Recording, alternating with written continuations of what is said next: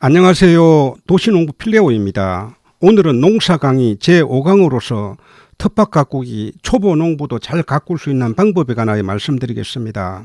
지금은 추운 겨울이라 아무것도 할 수가 없지만 머지않아 봄이 오면은 우리는 다시 텃밭에 나가서 작물을 가꾸게 될 것입니다.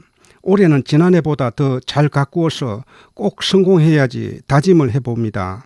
이렇게 마음만 먹는다고 성공하는 것은 아닙니다. 텃밭을 잘 가꾸기 위해서는 농사 공부도 많이 하여서 실력을 쌓아야 합니다. 그리고 계획을 잘 세워야 성공할 수가 있습니다. 그래서 오늘 저는 초보 농부들이 따라하면은 쉽게 성공할 수 있도록 시작 전 계획 세우기부터 파종과 정식하는 과정까지 단계별로 말씀드리겠습니다. 도시농부들이 가꾸는 텃밭은 10평 이내의 작은 텃밭입니다. 작은 텃밭일수록 계획을 잘 세워야 알찬 수확을 할 수가 있습니다. 저는 농한기인 이때 농사의 경험이 많지 않은 초보 농부들을 위해서 기초적인 농사법과 텃밭에서 많이 가꾸는 작물별로 가꾸는 영상을 15강을 준비하여서 1월 말까지 올릴 계획을 세우고 현재 4강까지 올렸습니다. 아직 그 영상들을 보지 못하셨다면 꼭 보시기를 바랍니다. 앞으로 올리는 모든 영상을 잘 보신다면 올해 여러분의 텃밭이 아주 풍성하게 될 것입니다. 첫 번째 단계는 계획 세우기입니다. 텃밭을 가꾸기 위해서는 계획을 잘 세워야 합니다.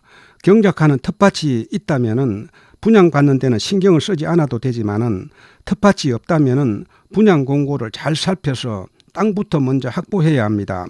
지자체에서 운영하는 주말 농장은 3평에서 5평 이내이며 민간이 분양하는 곳은 10평 이내로 분양을 합니다. 땅을 분양받게 되면 면적에 따라서 어떤 작물을 어떤 규모로 가꿀지 계획을 세워야 합니다. 그래야만 실속 있고 알차게 텃밭을 가꿀 수가 있습니다. 작은 텃밭일수록 여러 가지 작물을 심기를 권장합니다. 계획 없이 하시는 분들 보면은 본인에게는 꼭 필요하지 않은 작물을 남들 심는 것 보고 따라하거나 근처 모종가게에서 판매하는 몇 가지 모종만 사다 심는 것을 볼 수가 있습니다. 그렇게 하면은 알찬 농사를 지을 수가 없습니다. 미리 계획을 세우면은 부하내동하지 않고 내가 원하는 농사를 지을 수가 있습니다. 고추, 상추, 오이, 토마토 등 우리 가족이 좋아하는 작물을 심을 때 가능하면은 여러 종류의 작물을 심기를 권장합니다. 이렇게 계획을 세우셨다면 그것을 토대로 작물 배치도를 작성해 보시기를 바랍니다. 저는 농사 시작하기 전에 작물 배치도를 꼭 준비합니다. 배치도는 잘 그릴 필요는 없습니다. 여러분이 알아볼 정도로만 대충 그려도 됩니다.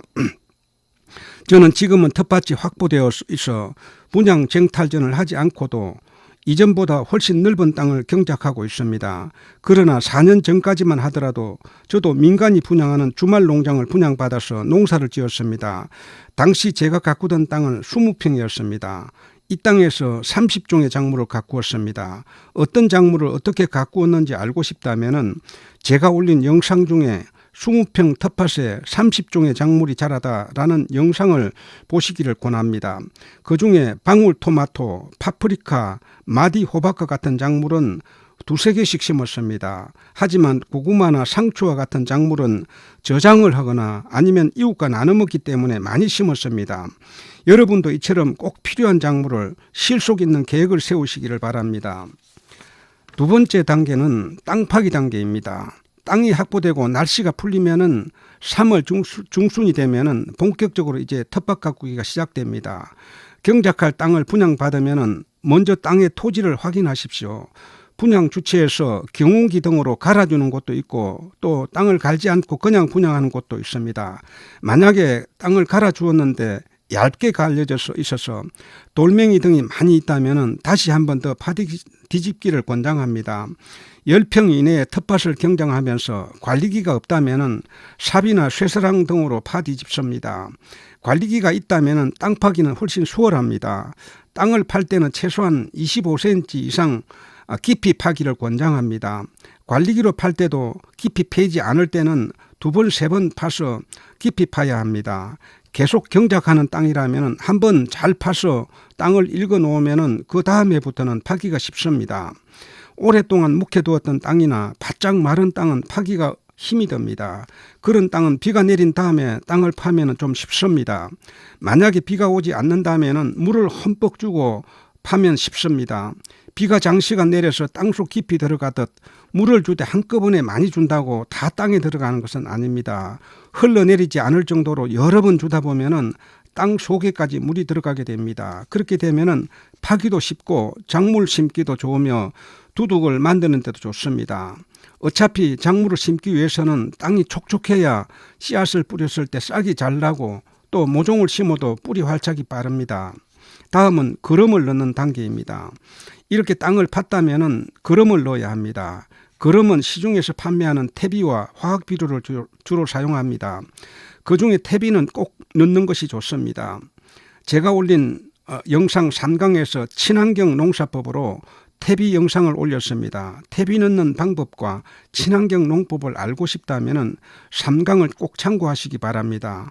퇴비는 비료보다 양분은 적지만 토양에 들어가면 통기성을 좋게 하여 작물이 튼튼하게 자라게 합니다. 통기성이 좋은 땅을 땅심이 좋은 땅이라고도 합니다. 퇴비는 밑거름으로는 적합하지만 웃거름은 적당하지 못합니다. 봄에 퇴비를 넉넉하게 넣으면 1년 동안 퇴비는 넣지 않아도 작물을 잘 가꿀 수가 있습니다. 그래서 저는 봄에 농사가 시작할 때 제가 만든 퇴비를 넉넉하게 넣고 있습니다. 시중에서 판매하는 가축분 퇴비는 대부분 미숙분 퇴비여서 뿌린 다음 가스 배출을 하지 않고 비닐 멀칭을 하면은 죽거나 잘 자라지 못하므로 뿌린 다음에는 최소한 일주일 이상 가스 배출 기간을 두어야 합니다. 비료는 작물에 따라서 달리 사용을 합니다. 잎을 먹는 상추나 배추와 같은 엽채소는 질소 성분인 요소 비료를 사용하고, 그리고 토마토, 오이, 감자, 고구마와 같은 작물은 전용 비료를 사용하거나 아니면 복합 비료를 주로 사용합니다. 석회, 고토 비료도 적당량 뿌려야 하며 토양 살균제나 살충제를 뿌려야 합니다.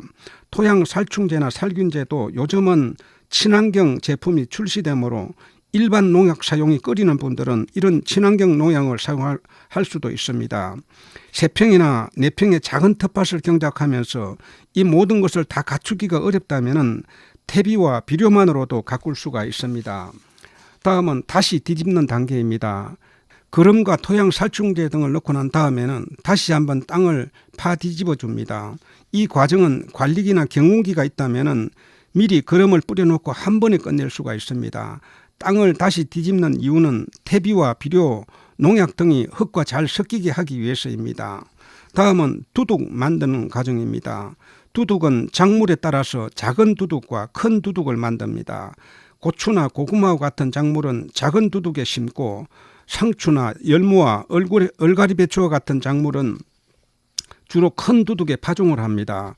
저 같은 경우 작은 두둑은 고랑을 40cm로 하고 두둑은 50cm로 만듭니다. 그리고 큰 두둑은 고랑은 40cm로 하고 두둑은 80cm 내지 90cm로 만듭니다. 제 영상을 보신 분들은 두둑이 다른 집과 다르다는 것을 알 수가 있을 것입니다.